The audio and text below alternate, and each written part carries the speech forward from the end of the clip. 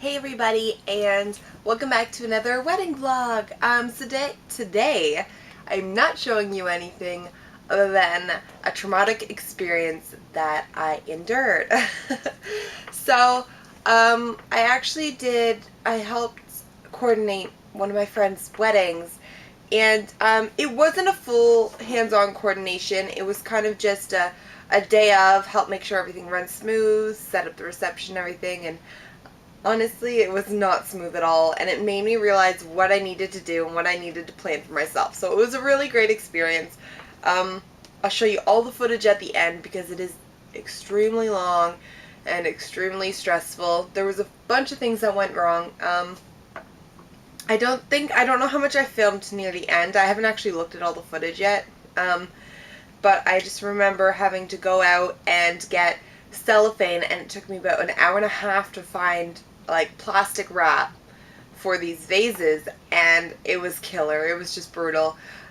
So I'm a huge time freak, and so when it took like an hour and a half out of my time, when I already was down a good chunk of time, like it was very stressful. So thankfully I have to say huge thanks to my friend Rachel, who I recruited last minute. I phoned her and I was telling her how stressed I was about everything, and she's like, I'm coming down, I'm coming to help you.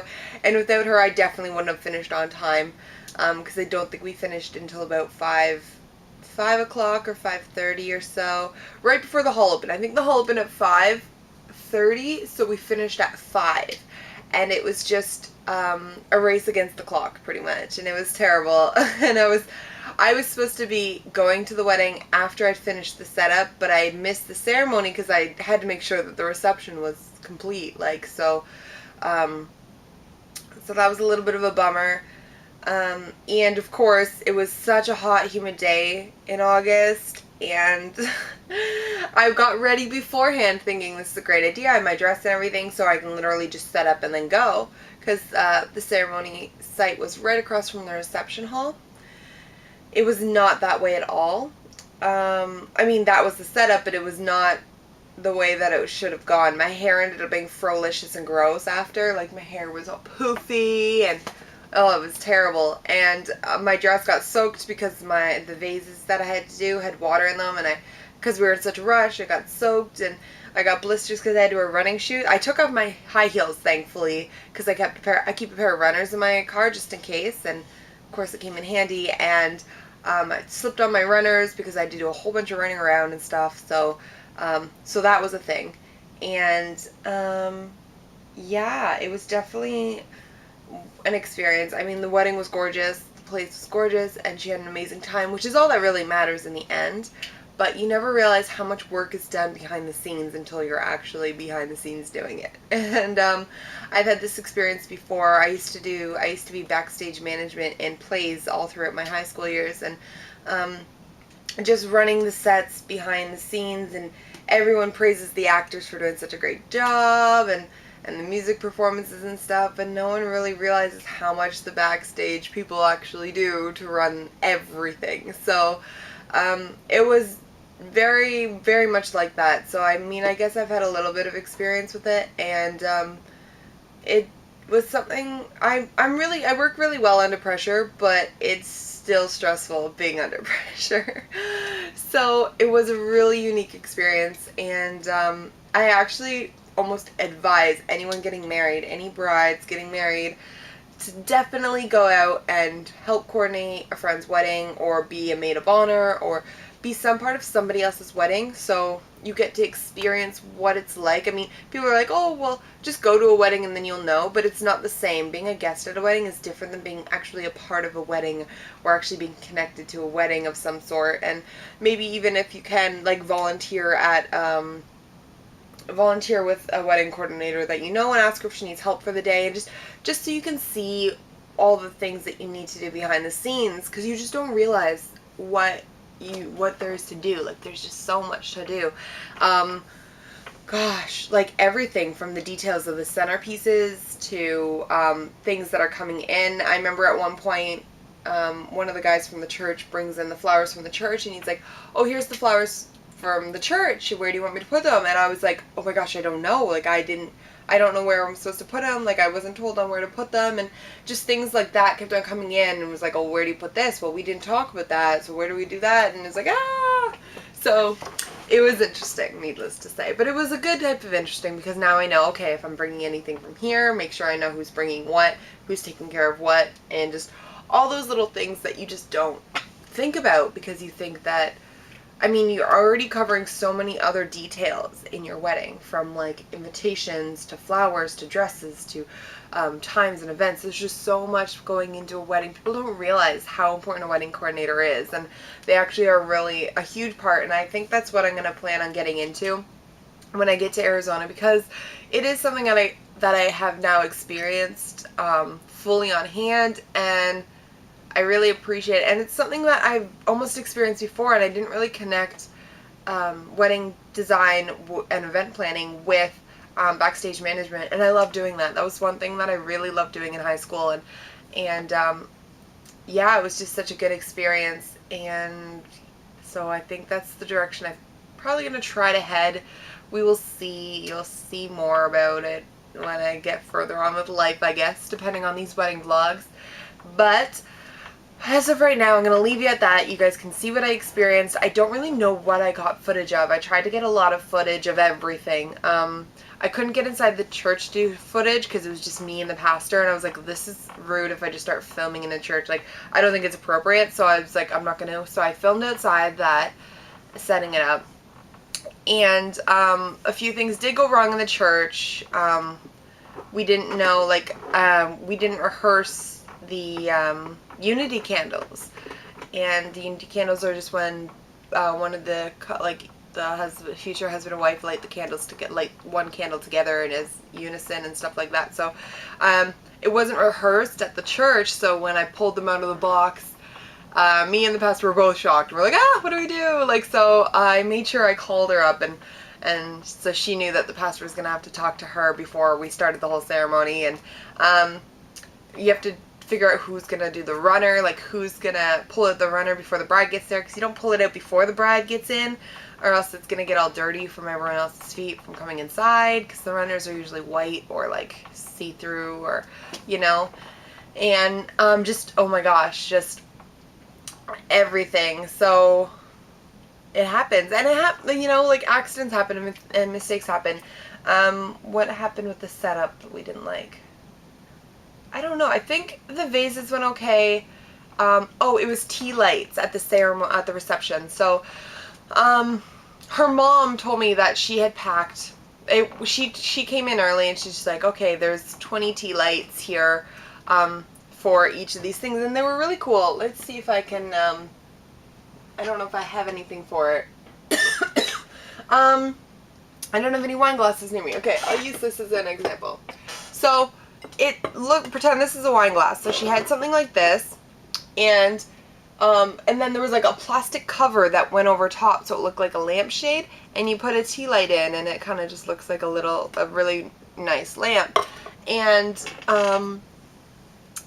so I guess her mom said that she had packed 20 or so lamps, of those tea lights, sorry, and which would have made sense. But the problem is there was only enough tea lights for the, she had 2 head tables, to try to explain this better, and I think you'll see it in the videos and stuff. The first row of tables was like all the bridesmaids and groomsmen, and the second one was the maid of honor and the best man and the bride and groom. And on that top table where they all sat was two kind of, what am I trying to say? Like tea light holders, but there was like a bunch of little spaces, like glass spaces for the tea lights to sit in. So we filled up all those first, and then we went to do these lamps, and there wasn't enough, and we're like, okay, well, I would rather have the tea lights in the actual tea light holders instead of leaving them empty, rather than put them in the glasses. So we put the shades on, and we used little LED lights from like the submergible lights from the vases, and her mom did not like that at all. But you got to use what you have. You got to use what resources you have, and it actually looked really cool because it was a different type of light. I will show you here. Actually, you have your submergible light, which comes like this, and it's very bright actually, but it has like a daylight glow to it, so it's a very white light, whereas a tea light has a very luminescent, like an ambiance yellow kind of glow to it. I don't even know if you can see that. See, that's not even as light as this one. If I turn them both on, but this one has to go through like water and stuff, but like look at the difference. So I would have rather had these where they were supposed to go rather than in the tea lights. I mean, and these, this light was a lot different than the underlighting of the tables. Like, they had, the hall itself had set up where it has like the fabric draped over the little Christmas lights or whatever. It looks really cool, but yeah, so it was a different kind of light, which really actually contrasted nicely. So it worked out well. I think it did. And I mean, in the end, it's all about as long as you've had a good time. So I'm sure she did. I hope she did anyways, because it was a really great wedding. And it was a really nice experience being there. And I'm so glad she let me have that opportunity. So I'm just going to cut to the footage now. And we will see you guys next week. I will be in Arizona, so I'm probably going to pre-record something. But I'll explain everything on the next video, including the update to the cupcake cake contest. I'll explain all that because this video is getting really long. So we'll see you next time, guys. Bye.